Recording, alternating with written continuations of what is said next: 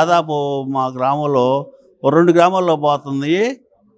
ఒక వాగు అవతల పక్కేమో 10 లక్షలుంది. వాగుకి ఇవతల పక్కేమో 30 లక్షలుంది. రిజిస్ట్రేషన్ వాల్యూ 27 లక్షల చిల్లర ఉంది.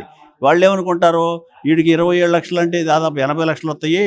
మాకు 10, 30 కదా వచ్చేదని చెప్పి వాళ్ళు ఫీల్ అవుతుంటారు. ఇటు మలిపినందువల్ల మాకు చాలా దండగొస్తుంది. మేము 30 లక్షలొత్తే 30 సెంట్లు కూడా కొనుక్కోలేము మేము. తర్వాత మళ్ళీ ఇబ్బంది కదా అని చెప్పి వాళ్ళు ఇవ్వట్లేదు.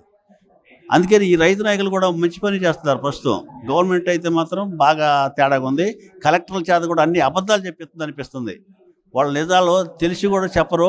పోతే ఎమ్మెల్యేలు కానీ, ఎంపీలు కానీ వీళ్ళందరూ కూడా రైతులకు సహకరించే విధంగా గ్రామ సభలు పెట్టడం కానీ ఇవన్నీ ఏం లేకుండా మీకు ఉన్నారు సార్. వాళ్ళ దగ్గరకు రైతులు అందరూ పోలేకపోతున్నారు, పోలేరు. పోవాలంటేనే అందరూ సమిష్టిగా లేరు.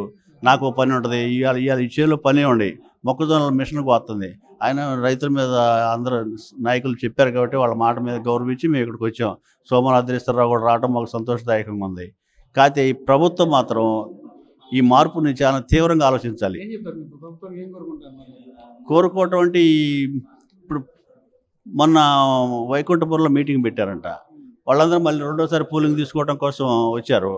మేమందరం వాళ్ళందరూ రైతులు కూడా పొలాలు చేయలేని పరిస్థితికి వచ్చినాయి. క్లైమేట్ అస్సలు సహకరించట్లేదు.